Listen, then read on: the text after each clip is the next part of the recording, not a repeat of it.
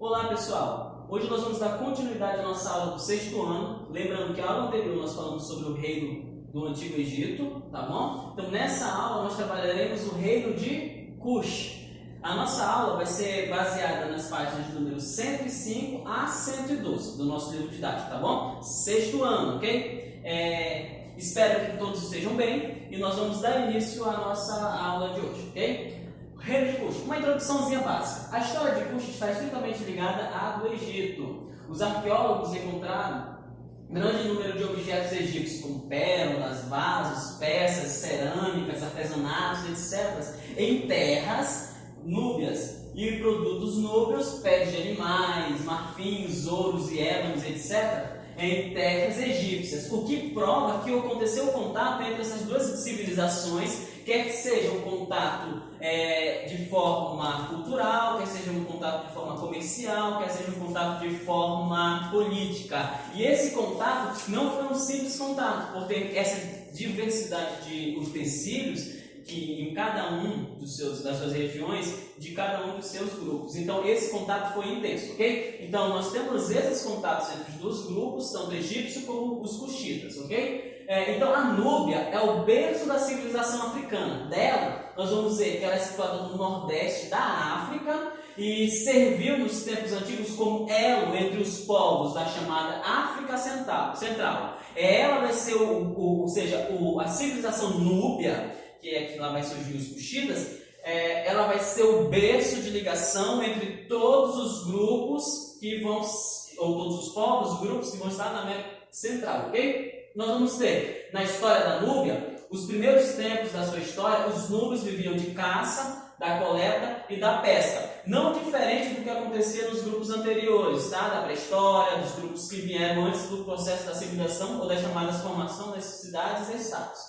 É pouco conhecida a história deles, pois os sítios arqueológicos da região não foram ainda escavados. Outra questão, com o tempo, a semelhança dos egípcios, eles aprenderam a preservar, a representar e distribuir as águas do Nilo, ou seja, eles também se apossaram da benércia ou daquilo que o Nilo produzia para eles sobreviverem. Como os egípcios, nós vimos na aula anterior, o Nilo também se torna importante para essa civilização. Então nós vamos ter no reino de Cush, ele vai se formar por volta de 2000 anos antes de Cristo. As comunidades núbias das margens do Nilo se uniram e passaram a obedecer um único líder. É aí que se forma o reino Cuxita, ou de Cush.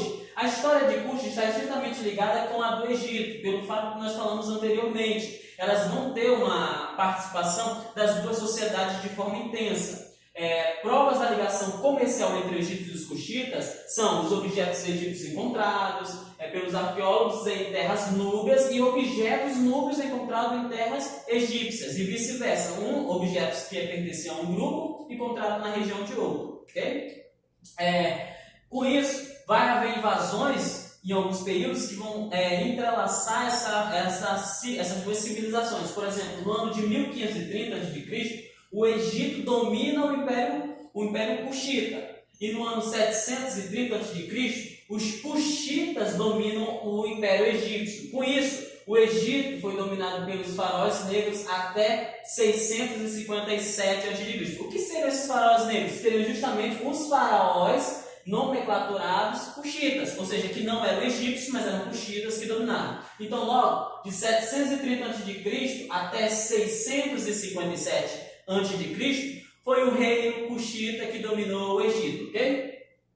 Então, a escolha de um rei para o reino cuxita, como é que era feito? Primeiro, os líderes votavam nos candidatos que eram considerados mais preparados para o cargo. Primeiro havia uma eleição dos preparados e depois lançavam as sementes no chão, como para perguntar aos deuses da cidade qual dos eleitos deveria ser escolhidos. E terceiro, o desenho que as sementes se formavam era considerado a resposta dos deuses. Então, essa era uma forma mística de como escolher um líder para que ele pudesse liderar ou se tornar rei dos cuxitas, ok? Então, as províncias, na verdade, que o reino cuxita tinha. No reino de Cush, o poder maior cabia ao rei. Então, o rei era o responsável de todo o governo do reino que existia, tá? O território do reino era enorme, os governadores da província tinham uma autonomia para fazerem as suas escolhas administrativas, políticas, econômicas, e eles eram ligados ao rei, ok?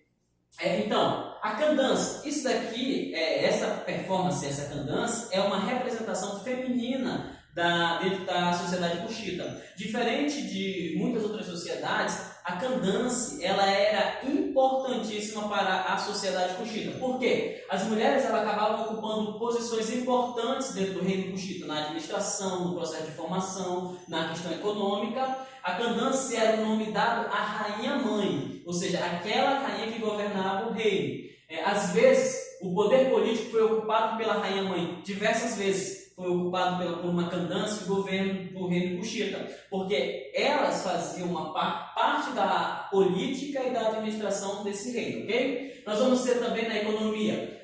Primeiro, eles desenvolvem a pecuária e com as mudanças do capital, eles começam a investir na agricultura. Depois, os cuxitas também dedicavam-se à mineração, artesanato e ao comércio dessa época. É aí que eles começam a fazer contato com os povos egípcios e os demais povos de outras religiões, ok? Então nós vamos ter na sociedade cuxita uma hierarquia também, semelhante às outras sociedades que se estabeleciam. No topo vai se encontrar o rei, a família, posteriormente os nobres, sacerdotes, artesãos, comerciantes, pequenos funcionários, agricultores, e na parte mais baixa se encontram os escravos, ok?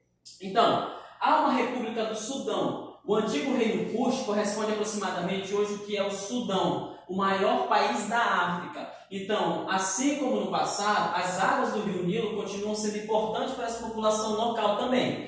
A partir de 1993, a produção de petróleo e seu crescimento acelerado deram um enorme impulso na economia sudaniense. E o que acontece? Apesar da produção de petróleo, a maioria da população sudaniense é muito pobre, semelhante ao que acontece com boa parte da África. Ainda existe uma vasta riqueza mineral, mas todavia a população ela continua submetida a um país de terceiro mundo devido às grandes explorações que ocorrem nessas regiões, ok? Então, essa foi a nossa aula de hoje sobre o reino cuxita. Espero que vocês possam estar conosco. E as atividades que nós temos é da página de número 115 e 116, questões de número 6 a 8, ok? Então, espero até a próxima aula e que você possa estar conosco, ok? Tchau, tchau!